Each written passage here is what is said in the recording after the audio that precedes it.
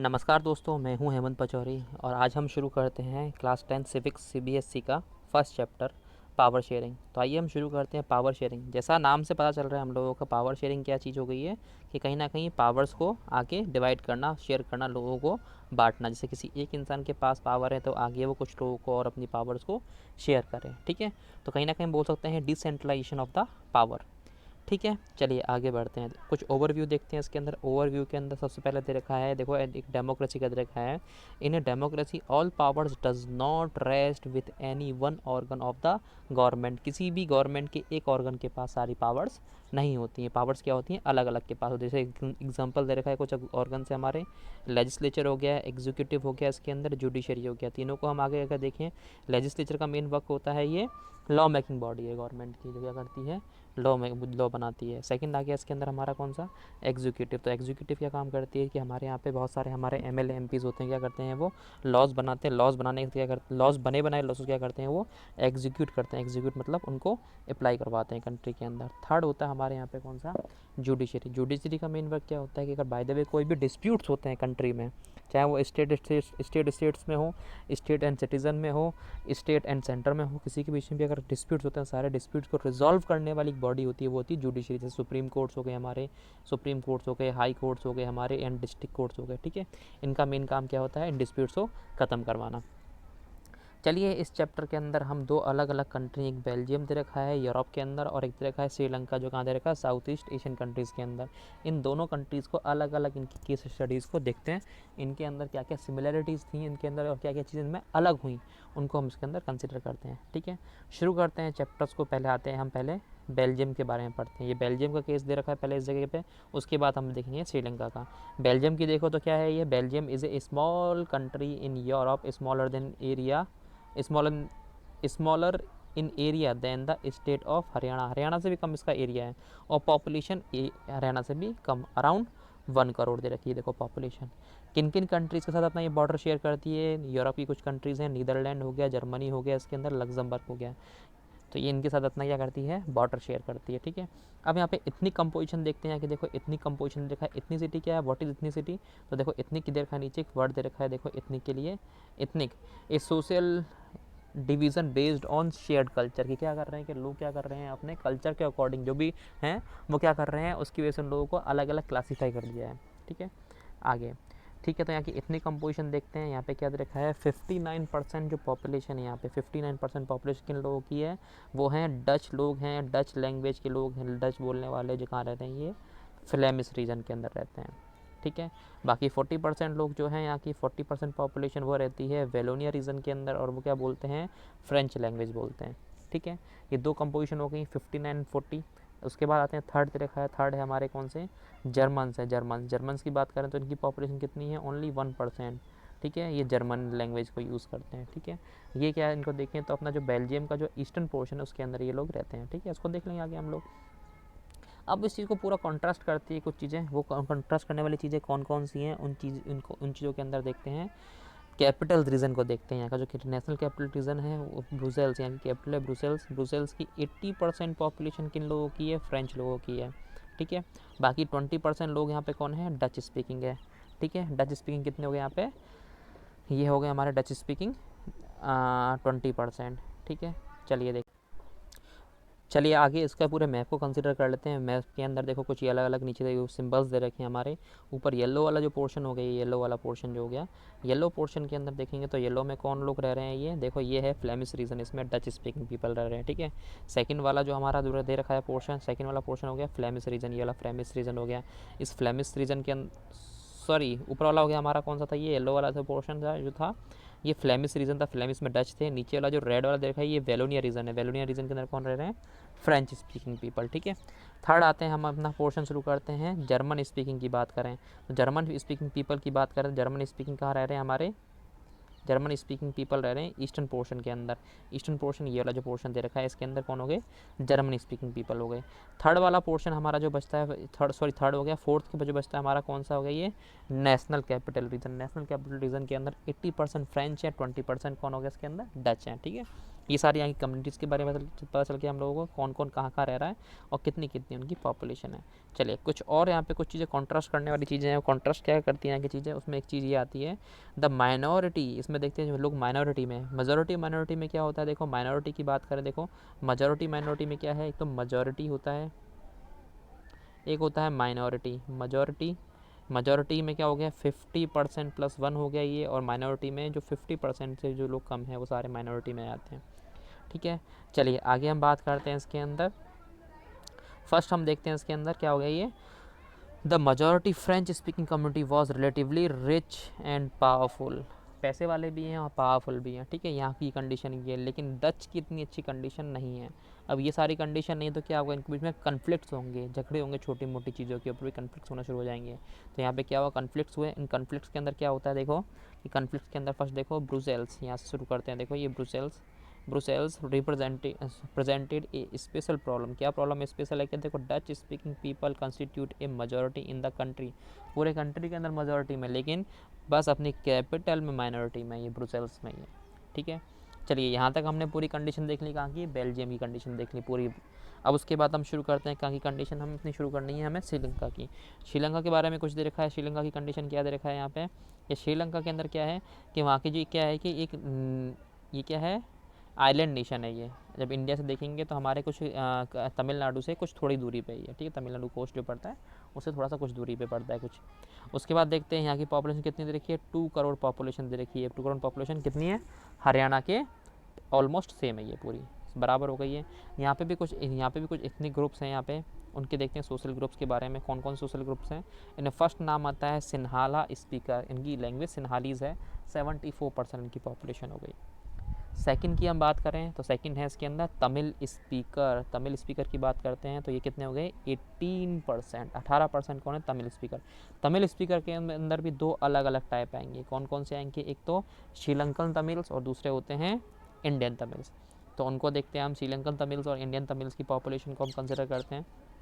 आइए, इन श्रीलंकन तमिल्स कितनी हो गई यहाँ पे 13% श्रीलंकन तमिल्स हैं, और rest of the Indian Tamils. Indian Tamils कौन है, जो कहीं ना कहीं वर्क करने के लिए कहाँ पे माइग्रेट हुए, वो लोग माइग्रेट हुए कहाँ पे, श्रीलंका के अंदर शिफ्ट हो गए वो लोग।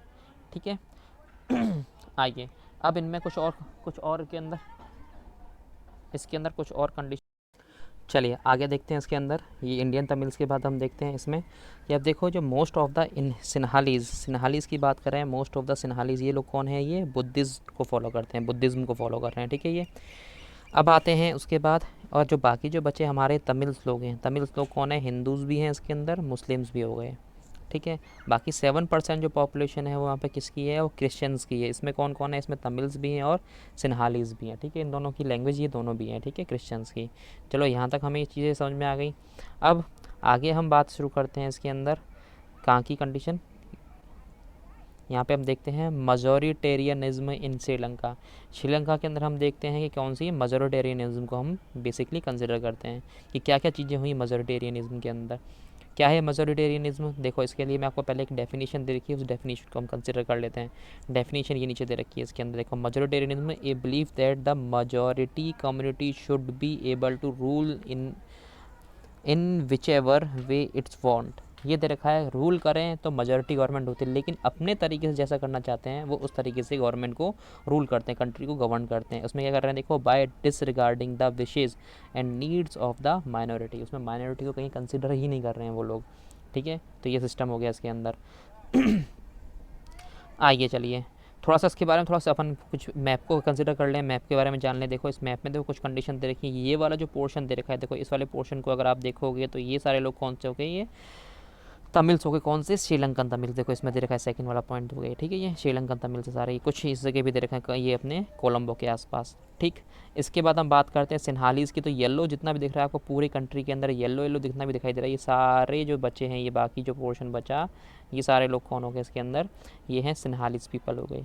ठीक है, फिर आते हैं हम इसके अंदर थर्ड वाला पोर्शन, हम कोई भी उठा लें, थर्ड हो गया इसके अंदर इंडियन तमिल्स की बात करें तो ये ब्राउन पोर्शन जितना भी दे रखा है, देखो ये दे रखा है, ये दे रखा है, या फिर ये जितने भी चीज़ें दे रखी हैं वो सारी कैसी हो गई हमारी, ये इंडियन तमिल्स की बात होगी। बाकी मुस्लिम्स की बात करें इसमें डॉटेड जिस जगह पे आपको डॉटेड मिल रहे हैं, ये सारे कौन से हो गए, ये सारे मुस्लिम्स हैं इसके अंदर। ठीक है, अब देखते हैं वहाँ की कॉन्स्टिट्यूशन ने कुछ और कंडीशन कर दी कि कॉन्स्टिट्यूशन ने कुछ कंडीशन क्या करी है वहाँ पे देखो कि देखो कहीं ना कहीं सुपरमेसी कहीं ना कहीं हो रही है। तो किन लोगों की सुपरमेसी हो रही है? सिन्हालिस की हो रही है ये बहुत सारे इसके अंदर अमेंडमेंट करें उन लोगों ने, अपने चीज़ों को एम्फिसाइज कर रहे हैं, चीज़ों को क्या कर रहे हैं देखो। ये 1956 का एक टाइम देखते हैं हम।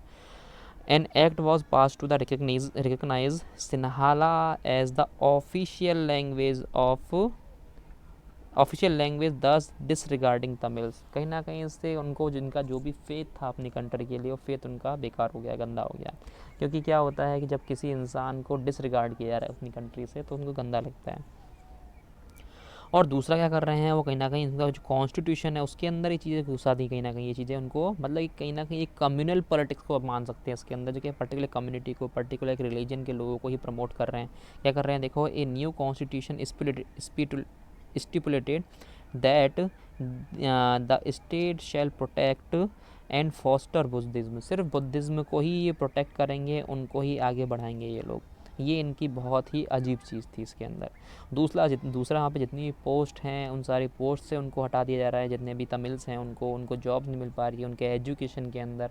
और बहुत सारे उनको अलग अलग जगह पे उनको क्या कर रहे हैं, उनको माल प्रैक्टिसेस हो रही थी उनके साथ। देखिए अब क्या हो रहा है, they felt that the constitution and government policies denied them equal political right नहीं मिल रहे हैं। ऐसे आपको बहुत सारे कंट्रीज़ के अंदर देखने को मिलेगा। ऐसा ही सेम हम लोगों को देखने को मिला जर्मनी के अंदर देखने को मिला, ऐसे ही हमें देखने को मिला फ्रांस के अंदर देखने को मिला। Discriminated against them the getting in getting jobs other opportunities and ignore their interest. ये सारे काम उनके साथ होने शुरू हो गए। जब ये सारे काम होने लग गए तो उनको कहीं ना कहीं अलाइनेटेड फील होने लग गया अपनी कंट्री के अंदर, अलग अलग फील होने लग गया कि हमारा जैसे कंट्री ही नहीं है ये। ठीक है, अब उनकी कुछ डिमांड्स थी, उन डिमांड्स को हम देखते हैं। जैसे कि उनकी डिमांड्स शुरू हो गई कि इनकी तमिल्स की बात करें, श्रीलंकन तमिल्स की, उन लोगों ने अपनी पार्टी लॉन्च करना शुरू किया। उनका पार्टी का मेन मकसद जो था, डिमांड थी, वो क्या थी देखो, Tamil as an official language के। उनकी एक तो ऑफिशियल लैंग्वेज बने, वो कौन सी बने, उसमें एक तमिल भी हो। ठीक है, एक क्या हो, रीजनल ऑटोनॉमी, अपने पर्टिकुलर जो रीजन है जिस जगह उससे वो बिलोंग करते हैं उस जगह कम से कम उनका खुद का शासन हो। एक क्या होगा, equality of opportunity in securing education and jobs, के जॉब्स के लिए और एजुकेशन के लिए उनको अपॉर्चुनिटीज़ मिले कि वो भी पढ़ सकें, वो भी जॉब ले सकें। ठीक है, इन सारी डिमांड्स को करते करते बहुत सारी पार्टीज़ फॉर्म हुई। इन पार्टीज़ के अंदर एक नाम आता है, एक जगह जो आता है, उनका मेन डिमांड क्या है देखो, ये देखते हैं। By 1980 several political organisation were form demanding an independent, ये क्या है, एन इंडिपेंडेंट तमिल एलम। तमिल एलम क्या है, ये स्टेट है। ठीक है, क्योंकि कहाँ पे रह रहे थे ये Tamil peoples, Sri Lankan Tamil northern region के अंदर और ईस्टर्न रीजन के अंदर। ठीक है, कंट्री के अंदर देखो नीचे मेंशन भी है, देखो northern and eastern part of the Sri Lanka. ठीक, सारी चीज़ें हो गई। अब जानते हैं जब क्या होता है, दो अलग अलग सेक्ट के लोग हैं, जो अलग अलग कम्युनिटीज़ के लोग हैं, अलग अलग उनके बिलीव्स हैं, तो क्या होता है जब बातें नहीं बनती हैं तो क्या होता है, उन लोगों के बीच में कन्फ्लिक्ट शुरू हो जाते हैं। और जब अपने कंट्री के अंदर ही कन्फ्लिक्ट हो रहे हैं तो सिविल वॉर की कंडीशन को वो इमर्ज कर देते हैं, सिविल वॉर शुरू हो जाता है। तो इससे क्या हुआ देखो, और सिविल वॉर कभी भी हो तो कंडीशन ये है कि या वॉर सिविल वॉर के दो कंट्री अगर अगर अगर आपस में लड़ रही हैं, दो कम्युनिटी के लोग लड़ रहे हैं, तो दोनों का ही नुकसान है। उनका जितना भी इनका डेवलपमेंट है रुक जाएगा, एजुकेशन रुक जाएगा, वेल्थ उनकी ख़राब हो जाएगी। एक मेंटल उनको कहीं ना कहीं होता है कि मेंटली अगर वो देखें तो वो बहुत ज़्यादा कहीं ना कहीं उनका जो एक मेंटल स्टेट है वो भी टेम्पर्ड होता है। चलिए आगे देखते हैं इसके अंदर। As a result thousand of people of both communities have been killed, वो मारे गए। दूसरा, उनकी फैमिलीज़ को फोर्स ये करना पड़ा, कंट्री छोड़ना पड़ा और वो रिफ्यूज़ी बन गए। और उनमें से बहुत से लोग थे उन्होंने अपना क्या छोड़ दिया, अपना क्या खो दिया, लिवलीहुड, कि उनकी जिस चीज़ के ऊपर जीवो अब कहीं ना कहीं डिपेंडेंट थे वो सारी चीज़ें उनकी ख़त्म हो गई। ठीक है, चलिए इस चैप्टर की इस जो टॉपिक दे रहेगा श्रीलंका, इसके बारे में हम इकोनॉमिक्स का फर्स्ट चैप्टर उसके अंदर भी कंसिडर करेंगे। नेक्स्ट क्लास जब भी होती है हमारी इकोनॉमिक्स की फर्स्ट चैप्टर की, तब देखते हैं। चलिए अब आते हैं अकोमोडेशन इन बेल्जियम। अकोमोडेशन देखते हैं कि बेल्जियम ने ऐसा कोई कंडीशन लेके आया है कि बेल्जियम ने इन सारी चीज़ों के ऊपर कोप अप कर दिया, कहीं ना कहीं इनको शॉर्ट आउट करके इन सबको ख़त्म करने की कोशिश करी, सब चीज़ों को ढूंढ के ख़त्म किया। देखते हैं between 1970 and 1993 they amended their constitution 4 times, 4 बार उन्होंने अपना कॉन्स्टिट्यूशन अमेंड किया। और क्या करना शुरू कर दिया उसके अंदर, an arrangement that would enable everyone to live together with the same country, उन लोगों को अलाइनेड फील ना हो कहीं ना कहीं। ये बेल्जियम की कंडीशन है, देखो बेल्जियम की कंडीशन है ये। और क्या करना लग गया देखो, the arrangement they worked out is different from the any other country and is very innovative. ये सारा काम इनोवेटिव था। देखो इसमें इस पूरे सिस्टम को बोला कौन सा, बेल्जियम मॉडल। ठीक है, ये बेल्जियन मॉडल था, ये बेल्जियम ने इस चीज़ को बहुत ज़्यादा यूज़ किया। ठीक है, क्या क्या काम किया उसके अंदर देखते हैं। इसमें कुछ अलग अलग पॉइंट्स हैं। फर्स्ट पॉइंट को कंसिडर करें तो फर्स्ट पॉइंट में आते हैं, क्या हो गया, number of Dutch and the number of French speaking minister shall be equal in central government. Central government, centre में जो गवर्नमेंट बैठेगी, दोनों ही पार्टी के लोग बराबर होंगे वहाँ पे। सेकंड आते हैं इसके अंदर, हम अपना टॉपिक उठाते हैं, सेकंड लें तो सेकंड के अंदर क्या आता है इसके अंदर, देखो इसी में 10 no single community can make decision unilaterally, कि अपने ही हिसाब से अपनी मोनोपोली चला के वो कोई भी रूल रेगुलेशन ना बना दे कंट्री के लिए, या फिर कोई डिसीजन ना ले। Next, many powers of the central government have been given to the state government and to government of the two region of the country. अब क्या हुआ, बहुत सारी पावर्स को शेयर करना शुरू कर दिया इस जगह। क्या शेयर कर रहा है, मतलब डिसेंट्रलाइजेशन ऑफ द पावर, ये काम शुरू कर दिया। इसमें एक पॉइंट आता है, देखो ये वाला एक पॉइंट, इसमें Brussels has a separate government in which both the communities have equal representation, कि इसमें दोनों कम्युनिटीज़ की क्या है कि अपना इक्वल रिप्रेजेंटेशन है। ठीक है, कैसी ये सेपरेट गवर्नमेंट है, किस कहाँ की, इसे बोल रहे हैं एक इक्वल रिप्रेजेंटेशन। देखो उसमें देर खा के मेंशन करा, देखो the French speaking people accepted equal representation in Brussels because the Dutch speaking community has accepted an equal representation in the central government। इसलिए दोनों राज्य हो गए इसके अंदर। ठीक है, अब देखो इसमें आपको कुछ चीज़ें देखने को मिलेगी। देखो आपके ये बोर्ड लगा हुआ, वहाँ का एक बोर्ड है मार्केट का, देखो इसमें दे रखा है, देखो दोनों लैंग्वेज यूज़ कर रहे हैं इसके अंदर। लैंग्वेज दे रखी कौन कौन सी, फ्रेंच एंड डच, दोनों लैंग्वेज यूज़ कर रहे हैं देखो।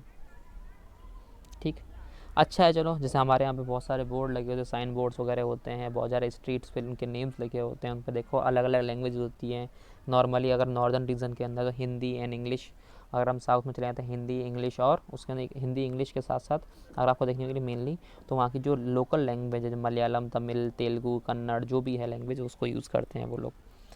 ठीक है, अब चलो इसका एक फोर्थ पॉइंट बच गया था। फोर्थ पॉइंट में देखते हैं, देखो क्या था ये, देखो apart from the central and the state government there is a third kind of government. ये तीसरा टाइप है गवर्नमेंट का, वो कौन सा है, कम्युनिटी गवर्नमेंट। ठीक है, कम्युनिटी गवर्नमेंट का भी हो गया। कम्युनिटी गवर्नमेंट के अंदर किन कौन कौन लोगों का रिप्रेजेंटेशन है, is elected by people belonging to one language community, Dutch, French and German, सब ओके। इसके अंदर तीनों टाइप की कम्युनिटी थी। 59% वाले बिल्कुल लोगों का भी इसमें रिप्रेजेंटेशन है, 40% वालों का भी है, 1% लोगों का भी कम इसमें रिप्रेजेंटेशन है। किन किन चीज़ों के ऊपर काम करना है लोगों को, अपने power regarding cultural, educational and language related issue, जो भी इश्यूज़ हैं वो सारी। एक बिल्डिंग्स आपको दिखाई दे रही है बगल में, देखो ये बिल्डिंग है, ये इस बिल्डिंग के बारे में जानते हैं। ये बिल्डिंग कौन सी है, देखो बिल्डिंग के नीचे मेंशन कर रखा है European parliament in Brussels Belgium.